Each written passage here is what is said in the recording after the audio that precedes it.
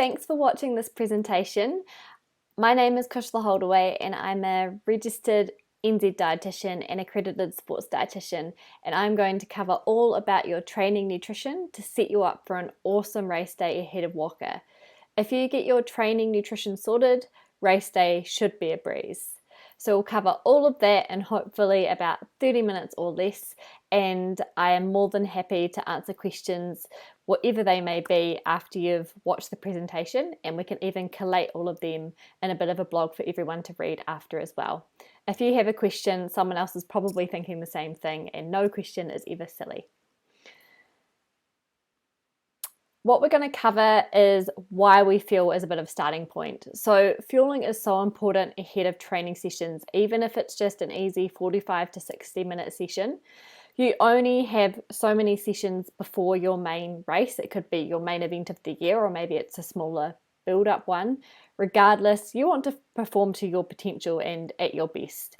We need fuel in our system to do so, and I think it's really important to acknowledge that after a night of fasting, a sleep, it might have been 10 to 12 hours since dinner time or when you last ate.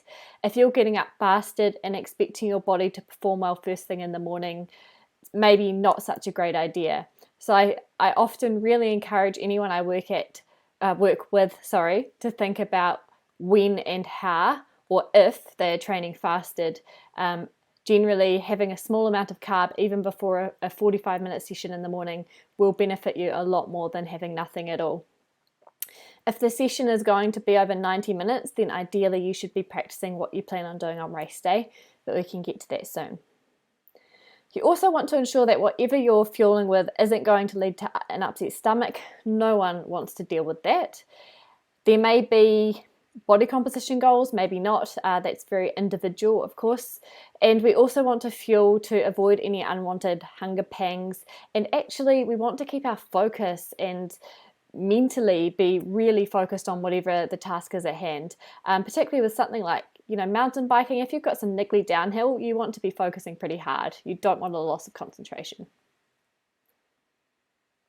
When should we be timing our fuel? Like most things with nutrition, an annoying answer is it does depend. So to give a few examples around this, say it's the weekend or your day off and you're planning on going out to do quite a long ride, like maybe it's your longest ride or training session of the week, then you want to time your main meal prior to that around 2 to 4 hours beforehand, ideally. And then again, it depends on the individual. Some people like to have a top-up snack beforehand. That could be as they're getting on the bike, or it could be an hour beforehand. And again, that just needs to be something small. Or it could be that you're sipping on some sports drink from when you had your pre-training meal up until when you start that session as well. When it comes to how we're drinking fluids before a session or a race, we don't want to just be force feeding ourselves and sculling a whole heap of fluid back thinking we're hydrating ourselves really well. That isn't always the best way to go about it. We just want to have little sips often, and if you're trying to hydrate yourself rapidly, sports drink is going to be more hydrating for you than just trying to force feed a whole heap of water. We don't want to just be waiting in the Portaloo line for ages before we race either. What should we be consuming? Now, I just want to acknowledge that you need to have two mindsets when it comes to nutrition. You need to think about your everyday, high fiber, high protein, wholesome nutrition that's offering you lots of good vitamins and minerals. And then you want to have your sports nutrition, specifically like directly before hard sessions and racing. They're going to look a bit different. So when it comes to directly before training or racing, we actually want almost the opposite of what we'd encourage for everyday nutrition.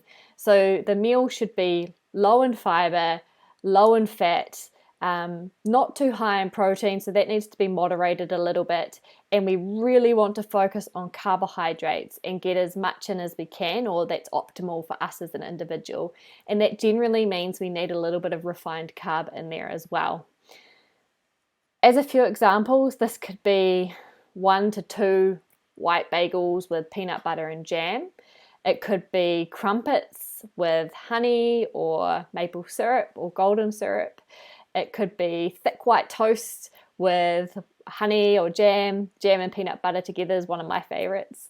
It might be a big bowl of porridge with banana and brown sugar, or it might be a mixture of all of those together. You might have some porridge and then finish with some toast. Caffeine consumption, of course, coffee is fantastic. I'm sure many coffee lovers out there would agree, and certainly can be helpful pre-race or pre-training. If you're not used to coffee or caffeine, don't add it in on race day. Number one rule, nothing new on race day, and we should all know that. Also, when it's before a particularly crucial session or race, sports drink can be wonderful to add into your pre-race brekkie or pre-race meal as well. During sessions, now this really depends on how long you're going to be out there for, because if you're going out for 90 minutes versus 4 or more hours, they're entirely different. The general cutoff, I would say, of needing fuel during your session is around that 90-minute mark. So if you have fueled beforehand with your, it might be your practice of your race day brekkie and you're just going out for 90 minutes, you should otherwise be okay for 90 minutes. If it's a particularly hot day, or maybe it's quite a hard session with intervals or hill repeats, then yes, maybe it is a good idea to have a little bit of fuel, maybe at halfway. Or maybe when it's really hot, having water and or some sports drink just to keep you well hydrated through that session as well. As soon as you get over 90 minutes, you do need to think about how you're going to fuel that session, because that's when you will start to feel if you haven't fueled. Now, if you're just going out for 2 hours, you may just need a little bit throughout that session, but if you're going out for 3, 4, 5, 6 or more hours, you're going to need quite a bit of fuel from quite early on. When you start fueling, again, is individual, but I generally say with fluids, the sooner you start sipping away, the better, because of course your fluid losses will start straight away. We lose fluid loss through our breathing, through our gastrointestinal tract, through our urine, and obviously through our sweat, and that is one of the main losses when we're exercising. So we need to start consuming fluid as soon as we can, little sips often, and if that is your sports drink, then of course you're already taking on your carbs as well, so it's a win-win. If, however, you're just sipping on water as a start, you probably want to think about having your first fuel source within about the first 30 to 45 minutes if you're going to be out there for several hours. And then from that first 30 to 45 minutes onwards, whether you've made a plan yourself or alongside a sports dietitian, you're probably going to have a bit of a target range that you're trying to hit, and that target range could be through multiple transportable carbohydrates, and that's what the MTC stands for in this table, and that is basically to do with how our gut absorbs different types of sugars, which I'm just about to get to. In terms of the ranges, it can vary hugely, and it comes down to the intensity of how hard you're training or racing, your body weight, temperature, all these other factors. So people's range can vary from 40 to 100 grams of carb an hour. So it is very individual, and one number does not fit all. And that's why you need to focus on what works best for you and not what your friend's doing. When it comes to our bowel and how we absorb sugars, I just wanted to go over this a little bit more in detail if you're interested. So basically, the reason we want a variety of different sources of carb if you're trying to achieve those high levels, so over about 60 grams of carb an hour, is because we don't want to oversaturate our bowel with so many simple sugars, because that is what can lead to the increased risk of gut upset. So you'll see some products out there, and Morton is a really good example of this, where they advertise quite openly that they've got a glucose to fructose ratio in there. So they use both of those sugars. And if you read the ingredients, it'll be the first two on there. It'll say glucose and fructose. Now, the reason for that is if you're looking here, say this is the inside of your bowel here, these are your enterocytes, and then this is like your bloodstream where things are getting absorbed into. So a lot of products will have things like glucose or maltodextrin, and maltodextrin is just basically a long chain of sugars, but basically two glucose molecules stuck together, and it's quite common in sports products. But they are transported across this we transport here called SGLT1, and I know they always have complicated names, but let's just think it's basically a piggybacker that helps get those types of sugars across the bowel. Now, they can generally take up to around 60 grams of those types of sugars per hour. So that's pretty achievable for most people. If you're trying to get over that, you need to start relying on multiple transportable carbs or a range of sources, specifically looking at some that may contain fructose, because fructose uses an entirely separate piggybacker and allows you to get to an extra 30 grams of fructose or carbs per hour because it uses a separate piggybacker. So there you go, your sugars get piggybacked across and into your bloodstream.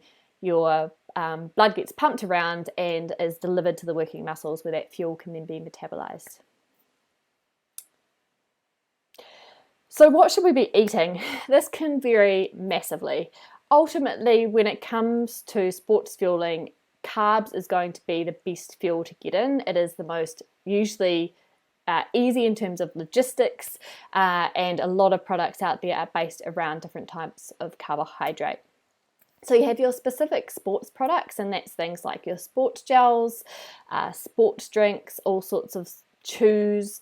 There's sports jelly beans, goo blocks, Cliff blocks, those kinds of things. And then you have, I guess, your more everyday foods that can be integrated, such as sports bars or just muesli bars, whole food, good old sandwich if you wanted.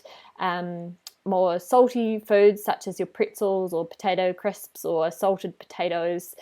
Anything goes in terms of the carbs you want to consume.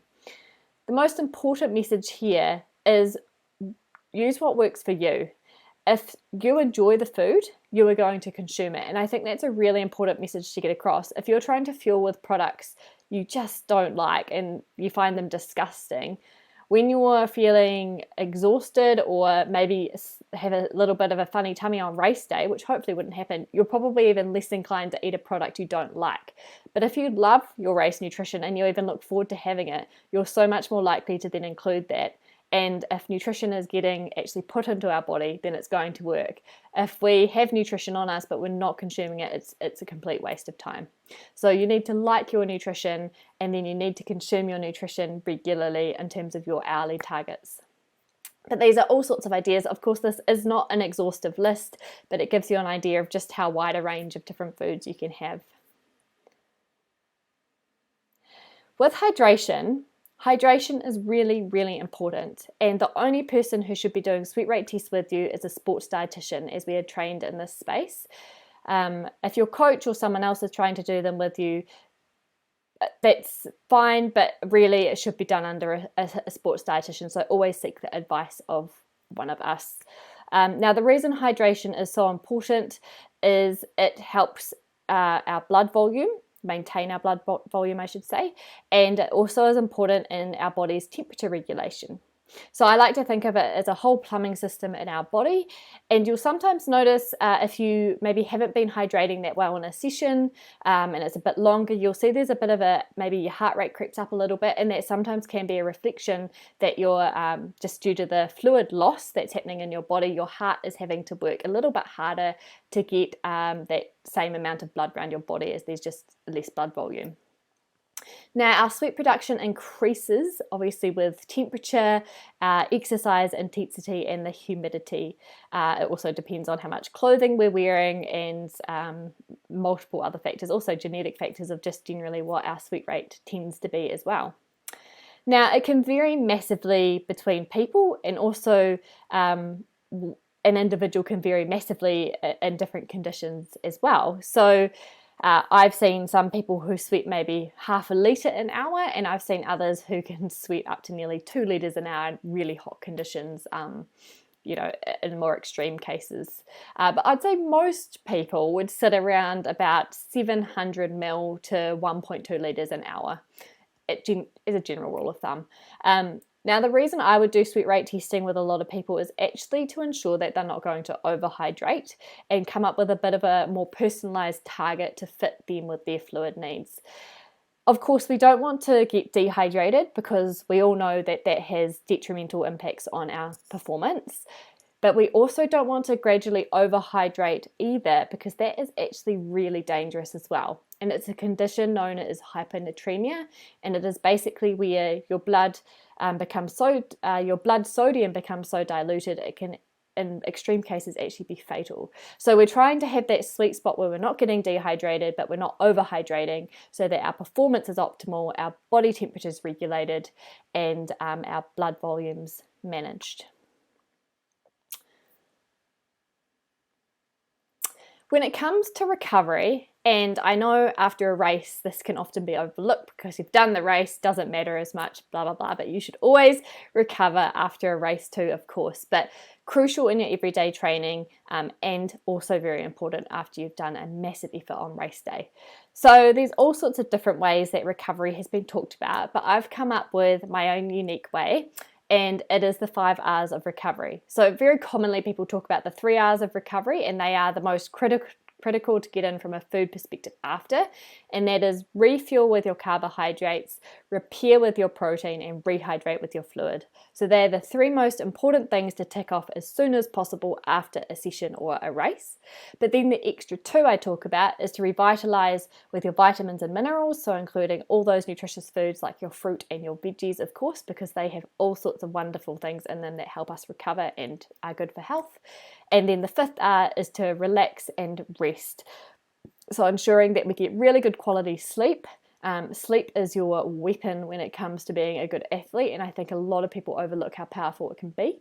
And actually just putting your feet up, managing stress, and allowing your body to recover. Again, with the society we're in, it's always rush, rush, rush, busy, busy, but we do need to ensure we're allowing our body to just chill out as well, because training is also a massive stress on the body. So some top tips before we get to a bit of an example. Mimic your race day timing. And by that I mean, if you often train after work in the evening and then on the weekends it's in the afternoon, it's going to be a bit of a shock to the system to get up early on race day, eat your breakfast way earlier than normal, and then get on the bike at 7 a.m. depending on what time your race or wave starts. So make sure you're mimicking everything about race day as much as possible, especially in your key sessions, so that it's actually just quite natural for you to then go and do that on race day. So if your race starts at 7 and you know ideally you often eat your main meal 2 hours prior, that means eating breakfast at about 5. So probably getting up before that. And when you throw in nerves to that as well, because everyone gets a bit nervous on race day, it can be even harder to eat. So sometimes it's helpful if we get used to that, and managing those is doing smaller lead-up events as well, or just getting up for those big key training sessions and just timing that our nutrition as we would on race day. Experiment with different food combinations. There's no right or wrong necessarily, it just has to work for you, and starting with those carb-rich foods is always going to be best. Maybe you're someone who just really likes the simple products going between, say, sports drink water and gels, that's fine. Maybe you're someone who likes to make your own rice balls or whole foods or sandwiches, that is fine too, it just has to work for you. And of course, practice nutrition during your long runs, in terms of your long training runs, your long sessions. When you're out on the bike, you want to mimic it for races. And not just being relaxed with it, like truly getting to those targets that you're wanting to on race day. It can be easy when we're with friends and we're doing a bit of a recce. Maybe we're not taking it as seriously, but when you get to race day and suddenly the intensity is ramped up, you need to make sure that your nutrition is going to still work at that higher intensity and that higher heart rate, and that's something that can catch people out. So again, train as you would race. So if we put this all together, then we'll use this as a bit of a rough example. So say your training ride starts at around 8ish, then again 2 hours might be your sweet spot for your meal, and that might look like 3 bits of nice thick white toast. The Tip Top one's quite good. It's the Tip Top toast white bread, I think. Bit of peanut butter, jam, coffee, maybe plus or minus some sports drink. And again, it might depend on you, but maybe you top up with a sports gel or a little muesli bar. And then you're in the hills and you've got to do at least 4 hours of riding. Now you've decided that every hour you're going to rotate between a gel, and again, gels can vary massively in their carb content. Most are between about 20 to 25 grams, maybe 30 grams. So maybe your gels have 25 grams of carb in each, or you're also going to pack a few muesli bars or like 1 square meal bites or M's bites that have about 20 grams each. So you'll pack several of them and you're going to rotate between those options. And then every hour, and this fits your sweat rate, maybe you're going to aim for about a 700 ml bottle of sports drink. And just as an example, tailwind made as directed, so that's 2 scoops per that amount, or 1 sachet to that bottle, you're going to get 50 grams of carb from that. Now that's why sports drink's so fantastic. Not only are you hydrating yourself, but you're also replacing electrolytes and fueling yourself so easily. Particularly when you're on the bike, if you've got your Camelback on with your bladder, and you can just sip through the straw without even having to take your hands off the handlebars, that is such an easy way to fuel, especially when it's more technical. So you might do that every hour. Now that can vary. Your carb intake then would be about 70 to 75 grams an hour, which is quite reasonable, and that isn't that hard to do, especially if you're getting that fluid in from the sports drink. So that's just one example. Now straight after, you're going to have something maybe more fluid based because it's easy to get in. You're probably a bit thirsty anyway. If you've seen the Black Energize Up and Goes, they have 18 grams of protein in them. Of course, they also have the carb content and the hydration factor. So we're meeting those 3 R's, the refuel, repair, rehydrate. And then as soon as possible, ideally within an hour or so after, you want your next main meal. And that should have some carbs, at least about 30 grams of protein or more, and some more fluid, and of course the revitalized part of the recovery, so maybe some fruit and veggies in there as well. Well, definitely vegetables. Now in terms of fluid replacement, you want to replace about 1.25 to 1.5 times your loss over the 4 to 6 hours after that session or race.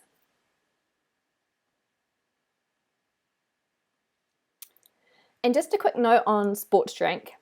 So there's a few different types, and sometimes I do see people get confused. They think they're taking on sports drink and getting fuel when it's actually just an electrolyte. So I just want to point out there's plenty of electrolytes out there. They're usually in like a fizz tablet form. Sometimes they're a powder too, and they might replace things like sodium, magnesium, potassium, but there's often no carbohydrates in them, and that's really important. So they're helpful in terms of maybe more everyday hydration or rapid rehydration, but they're not necessarily going to give you the fuel. Sports drink are much more helpful in terms of most of the Whaka events where your fueling needs are of high priority and is your hydration. They also offer you those electrolytes, but whilst you're getting your fluid in, you're also getting quite a significant amount of carbohydrate. Now you can also alter the concentration of your sports drink quite considerably yourself, but ideally you want the concentration to be 5 to 8%, which is what we call isotonic, and that looks like 5 to 8 grams of carb per 100 ml, so 5 to 8%. Now, as an example, that would be 1 scoop or half a sachet of tailwind to a 500 ml flask or bottle, or 2 scoops or 1 sachet to a 750 ml bottle. And again, that's 6.6%, so that falls in their ideal isotonic concentration.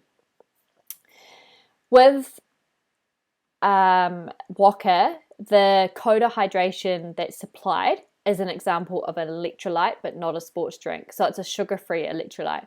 So it will replace some of those, like the sodium, magnesium, potassium, but you're not going to get carbs from it. So that's just a consideration in terms of what's available at the aid stations, but great in terms of getting some of those electrolytes back in.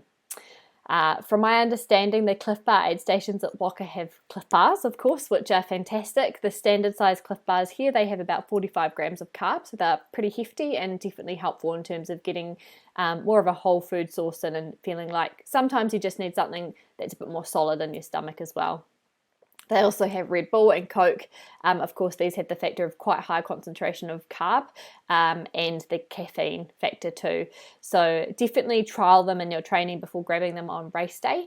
And sometimes making them flat first is just a bit easier in terms of not feeling so like you're full of burps as well and full of gas. They also have good old water, so you can rely on that in terms of maybe using your own type of sports drink that you're used to and mixing it as you go. There's also bananas, brownies, and jet planes. So really important when you're planning your own race day nutrition or working with a dietitian that you're considering how long it's going to take you between each aid station approximately, how much fuel you're going to take yourself, and how much you're going to rely on the aid stations. That's really crucial to get a good understanding of that and whereabouts in the course that's occurring for you. Top tips. You can't practice enough. Practice will give you confidence, and you are practicing such a crucial factor of your performance on race day. We train so hard to be the best we can, and if we're not training just as hard on our nutrition, then it's never all going to come together on race day. So put as much time and effort into your nutrition as you do your training, and you will be unstoppable. It also is one less variable if you are confident with it on race day of something that's going to go wrong. So practice, practice, practice. Use your gear, so get familiar with if you're going to take a hydration vest and the bladder, get familiar with how you like it to sit, refilling it and how that will work at aid stations, and just all those little logistical things. And again, if you're practicing your nutrition on your long training rides, this should just be a breeze and come naturally on race day as well. Again, as I said, understand the course, the aid stations, what they have to offer and how much you're going to rely on them or using the drop bags. If you are someone that easily forgets to continue fueling and being consistent with that, it's not a bad idea to set reminders on your watch. Most watches can do it these days, and I'd recommend doing it on a time-based reminder, not a distance-based, because I mean, if it's super hilly and slow, that could be quite a while between the reminders. Whether if it's a time-based reminder, it will go off regardless of how much distance you've covered. Now that might be every 10 minutes, it could be every 15, every 20, every 30, just whatever works for you in terms of your nutrition targets. What logistics and challenges will you face? It's always a good question to ask yourself. Again, with nutrition, that might be just around how much you can carry on your bike and in your pack at any one time. I know some people don't like carrying hydration vests and they just prefer bottles, but then of course then you might have to consider how you're going to get the rest of your nutrition on your bike. There are of course like little bento boxes that you can add to your bike, which are really cool. And the great thing about those too is you can just have the little Velcro flap over the top, and you can unpackage all your bars and products from their wrappers and have them all in bite-sized pieces ready to go in there. Of course, gels are the only thing that might be a bit more niggly to use. Be prepared, have plenty of options, and again, if you practice with lots of different foods in training, you'll have a really wide range of foods that you can call on. And sometimes when you're out there for many hours, you just don't know what you're going to feel like. And sometimes what we think we might have felt like at 5 hours and isn't at all what we feel like. Maybe it's something really salty or savory instead. So having those options available can be a real blessing too. And of course, number one rule, nothing new on race day. It can be tempting. It's just not worth the risk. So just stick to what you know, stick to what you enjoy and it's familiar, and you will be fine. So any questions, please get in touch. My email is Holdaway, as my last name is on the page here. So holdaway.nutrition@gmail.com. And this is also going on Facebook, so feel free to pop your questions below and we will collate them into a bit of a Q&A blog for people to read as well. More than happy to have you reach out and ask me any questions, and of course work with you ahead of your Whaka goals. I've worked with many Whaka athletes in the past and they're an awesome bunch of people, and yeah, endurance athletes are certainly individuals I really enjoy working with. So hopefully this presentation has been helpful. It's a bit of a general overview, but hopefully you've all gained something from it. And yeah, all the best with race day.